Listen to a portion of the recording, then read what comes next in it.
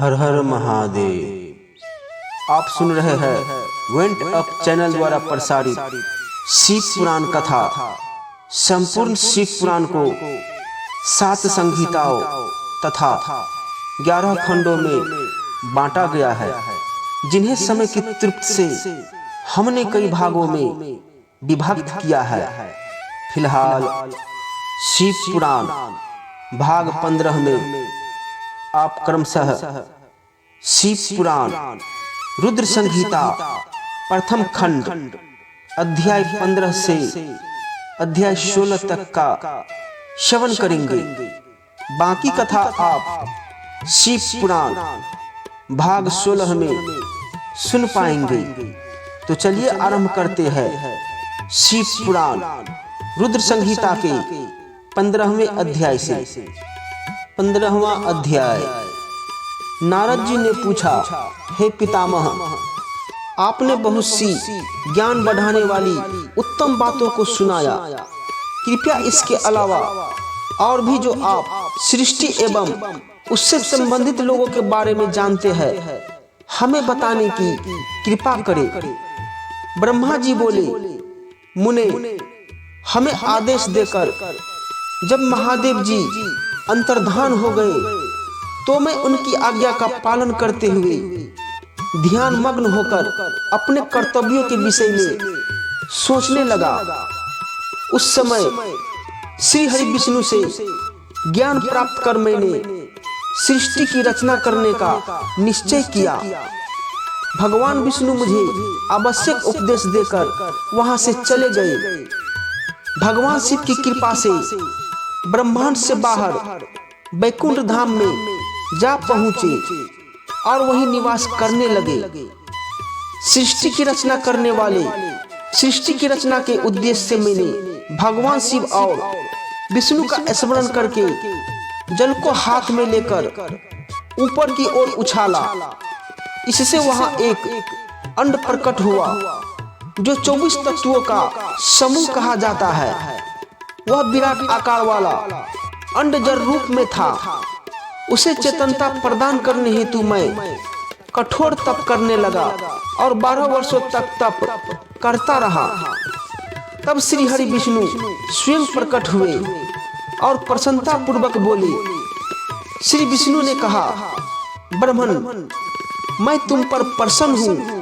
जो इच्छा हो वह वर मांग लो। भगवान शिव की कृपा से मैं सब कुछ देने में समर्थ हूँ। ब्रह्मा बोले, महाभाग, आपने मुझ पर बड़ी कृपा की है। भगवान शंकर ने मुझे आपके हाथों में सौंप दिया है। आपको मैं नमस्कार करता हूँ। कृपा कर इस विराट 24 तत्वों से बने अंड को चेतना प्रदान कीजिए। मेरे ऐसा कहने पर श्री विष्णु ने अनंत रूप धारण कर अंड में प्रवेश किया। उस समय उनके सहस्त्र मस्तक, सहस्त्र आंखें और सहस्त्र पैर थे। उनके अंड में प्रवेश करते ही वह चेतन हो गया। पाताल से सत्यलोक तक अंड के रूप में वहां विष्णु भगवान विराजने लगे। अंड में विराजमान होने के कारण विष्णु जी वैराज पुरुष कहलाए। पंचमुख महादेव ने अपने निवास हेतु कैलाश नगर का निर्माण किया। देवर्षि संपूर्ण ब्रह्मांड का नाश होने पर भी वैकुंठ और कैलाश अमर रहेंगे, अर्थात इनका नाश नहीं हो सकता। महादेव की आज्ञा से ही मुझ में सृष्टि की रचना करने की इच्छा उत्पन्न हुई है। अनजाने में ही मुझसे तमोगुण सृष्टि की उत्पत्ति हुई, जिसे अभिधा पंचक कहते हैं। उसके पश्चात भगवान शिव की आज्ञा से स्थावर संजक वृक्ष, जिसे पहला सर्ग कहते हैं, का निर्माण हुआ, परंतु पुरुषार्थ का साधक नहीं था। अतः दूसरा सर्ग तिर्यक स्त्रोता प्रकट हुआ। यह दुखों से भरा हुआ था। तब ब्रह्मा जी द्वारा उद्वर स्त्रोता नामक तीसरे सर्ग की रचना की गई। यह सात्विक सर्ग देव सर्ग के नाम से प्रसिद्ध हुआ। यह सर्ग सत्यवादी तथा परम सुखदायक है। इसकी रचना के उपरांत मैंने पुनः शिव चिंतन आरंभ कर दिया। तब एक रजोगुणी सृष्टि का आरंभ हुआ जो अर्वाक स्त्रोता नाम से विख्यात हुआ। इसके बाद मैंने 5 विकृत सृष्टि और 3 प्राकृत सर्गों को जन्म दिया। पहला महत्व, दूसरा भूतों और तीसरा वैकारिक सर्ग है। इसके अलावा 5 विकृत सर्ग है। दोनों को मिलाकर कुल 8 सर्ग होते हैं। 9वां कौमार्ग सर्ग है जिससे सनत सनंदन कुमारों की रचना हुई है। सनत आदि मेरे 4 मानस पुत्र है जो ब्रह्मा के समान है। वे महान व्रत का पालन करने वाले हैं। वे संसार से विमुख एवं ज्ञानी है। उनका मन शिव चिंतन में लगा रहता है। मुनि नारद मेरी आज्ञा पाकर भी उन्होंने सृष्टि के कार्य में मन नहीं लगाया। इससे मुझ में क्रोध प्रवेश कर गया। तब भगवान विष्णु ने मुझे समझाया और भगवान शिव की तपस्या करने के लिए कहा। मेरी घोर तपस्या से मेरी भौहों और नाक के मध्य भाग से महेश्वर की 3 मूर्तियां प्रकट हुई जो पूर्णास, सर्वेश्वर एवं दया सागर थी। और भगवान शिव का अर्धनारीश्वर रूप प्रकट हुआ। जन्म मरण से रहित परम तेजस्वी सर्वज्ञ नीलकंठ साक्षात उमा वल्लभ भगवान महादेव के साक्षात दर्शन कर मैं धन हो गया। मैंने भक्ति भाव से उन्हें प्रणाम किया और उन्हें प्रसन्न करने के लिए उनकी स्तुति करने लगा। तब मैंने उनसे जीवों की रचना की प्रार्थना की। मेरी प्रार्थना स्वीकारते हुए देवादिदेव भगवान शिव ने रुद्रगणों की रचना की। तब मैंने उनसे पुनः कहा, देवेश्वर शिव शंकर, अब आप संसार की मोहमाया में लिप्त ऐसे जीवों की रचना करें जो मृत्यु और जन्म के बंधन में बंधे हो।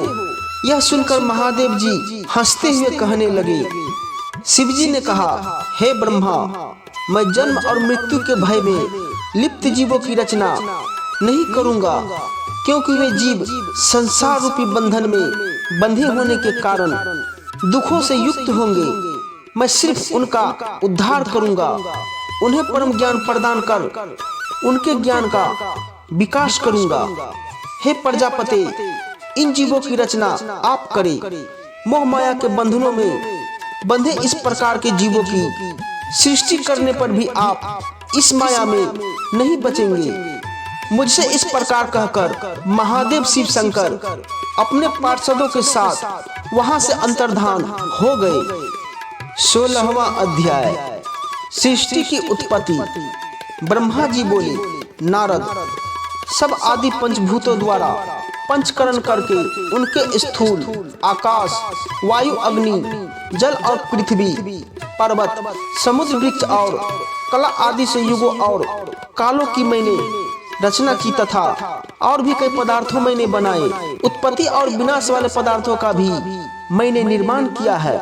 परंतु जब इसमें भी मुझे संतोष नहीं हुआ तो मैंने माँ अम्बा सहित भगवान शिव का ध्यान करके सृष्टि के अन्य पदार्थों की रचना की और अपने नेत्रों से मरीच को, हृदय से भृगु को, सिर से अंगीरा को, कान से मुनिश्रेष्ठ पुहुल को, उदान से पुलस्त्य को, समान से वशिष्ठ को, अपान से कीतु को, दोनों कानों से अत्रि को, प्राण से दक्ष को और गोद से तुमको, छाया से कर्दम मुनि को उत्पन्न किया। सब साधनाओं के साधन धर्म को भी मैंने अपने संकल्प से प्रकट किया। मुनिश्रेष्ठ, इस तरह साधकों की रचना करके महादेव जी की कृपा से मैंने अपने को कृतार्थ माना। मेरे संकल्प से उत्पन्न धर्म मेरी आज्ञा से मानव का रूप धारण कर साधन में लग गए। इसके उपरांत मैंने अपने शरीर के विभिन्न अंगों से देवता व असुरों के रूप में अनेक पुत्रों की रचना करके उन्हें विभिन्न शरीर प्रदान किए। तत्पश्चात भगवान शिव की प्रेरणा से मैंने अपने शरीर को 2 भागों में विभक्त कर 2 रूपों वाला हो गया। मैं आधे शरीर से पुरुष व आधे से नारी हो गया। पुरुष स्वयंभू मनु नाम से प्रसिद्ध हुए एवं उच्च कोटि के साधक कहलाए। नारी रूप से शतरूपा नाम वाली योगिनी एवं परम तपस्विनी स्त्री उत्पन्न हुई। मनु ने वैवाहिक विधि से अनंत सुंदरी शतरूपा का पानी ग्रहण किया और मैथुन द्वारा सृष्टि को उत्पन्न करने लगे। उन्होंने शतरूपा से प्रियव्रत और उत्तानपाद नामक 2 पुत्र तथा आकुति, देवहूति और परशुति नामक 3 पुत्रियां प्राप्त की। आकुति का रुचि मुनि से, देवहूति का गर्दम मुनि से तथा परशुति का दक्ष प्रजापति के साथ विवाह कर दिया गया। इनकी संतानों से पूरा जगत चराचर हो गया। रुचि और आकृति के वैवाहिक संबंध में यज्ञ और दक्षिणा नामक स्त्री पुरुष का जोड़ा उत्पन्न हुआ। यज्ञ की दक्षिणा से बाहर पुत्र हुए। मुने कर्दम और देवहूति के संबंध से बहुत सी पुत्रियां पैदा हुई। दक्ष और परशुति के 24 कन्याएं हुई। दक्ष ने 13 कन्याओं का विवाह धर्म से कर दिया। ये 13 कन्याएं श्रद्धा, लक्ष्मी, धृति, तुष्टि, पुष्टि, मेधा, क्रिया, बुद्धि, लज्जा, वसु, शांति, सिद्धि और कीर्ति है। अन्य 11 कन्याओं ख्याति, सती, शंभूति, स्मृति, प्रीति, क्षमा, सन्नति, अनसुईया, ऊर्जा, स्वाहा और शोधा का विवाह भृगु, शिव, मरीचि, अंगिरा, पुलस्त्य, पुलह, कृतु, अत्रि, वशिष्ठ, अग्नि और पितर नामक मुनियों से संपन्न हुआ। इनकी संतानों से पूरा त्रिलोक भर गया। अंबिकापति महादेव जी की आज्ञा से बहुत से प्राणी श्रेष्ठ मुनियों के रूप में उत्पन्न हुए। कल्प भेद से दक्ष की 60 कन्याएं हुई। उनमें से 10 कन्याओं का विवाह धर्म से, 27 का चंद्रमा से, 13 कन्याओं का विवाह कश्यप ऋषि से संपन्न हुआ। नारद, उन्होंने 4 कन्याएं अरिष्ट नेमि को ब्याह दी। भृगु, अंगिरा और कुशासु से 2-2 कन्याओं का विवाह कर दिया। कश्यप ऋषि की संतानों से संपूर्ण त्रिलोक आलोकित है। देवता, ऋषि, दैत्य, वृक्ष, पक्षी, पर्वत तथा लताएं आदि कश्यप पत्नियों से पैदा हुए। इस तरह भगवान शंकर की आज्ञा से ब्रह्मा जी ने पूरी सृष्टि की रचना की। सर्वव्यापी शिवजी द्वारा तपस्या के लिए प्रकट देवी, जिन्हें रुद्रदेव ने त्रिशूल के अग्रभाग पर रखकर उनकी रक्षा की, वे सती देवी ही दक्ष से प्रकट हुई थी। उन्होंने भक्तों का उद्धार करने के लिए अनेक लीलाएं की। इस प्रकार देवी शिवा ही सती के रूप में भगवान शंकर की अर्धांगिनी बनी। परंतु अपने पिता के यज्ञ में अपने पति का अपमान देखकर उन्होंने अपने शरीर को यज्ञ की अग्नि में भस्म कर दिया। देवताओं की प्रार्थना पर ही वे मां सती पार्वती के रूप में प्रकट हुई और कठिन तपस्या करके उन्होंने पुनः भगवान भोलेनाथ को प्राप्त कर लिया। वे इस संसार में कालिका, चंडिका, भद्रा, चामुंडा, विजया, जया, जयंती, भद्रकाली, दुर्गा, भगवती, कामाख्या, कामदा, अम्बा, मृडानी और सर्वमंगला आदि अनेक नामों से पूजी जाती है। देवी के ये नाम भोग और मोक्ष को देने वाले हैं। मुनि नारद, सृष्टि की उत्पत्ति की कथा। इस प्रकार मैंने तुम्हें सृष्टि की उत्पत्ति की कथा सुनाई है। पूरा ब्रह्मांड भगवान शिव की आज्ञा से मेरे द्वारा रचा गया है। ब्रह्मा, विष्णु और रुद्र आदि तीनों देवता उन्हीं महादेव के अंश है। भगवान शिव निर्गुण और सगुण है। वे शिवलोक में शिवा के साथ निवास करते हैं। इस प्रकार रुद्र संहिता प्रथम खंड के साथ शिव पुराण संपूर्ण हुआ। आगे शिव पुराण भाग 16 में शेष कथा का श्रवण करेंगे। हर हर महादेव।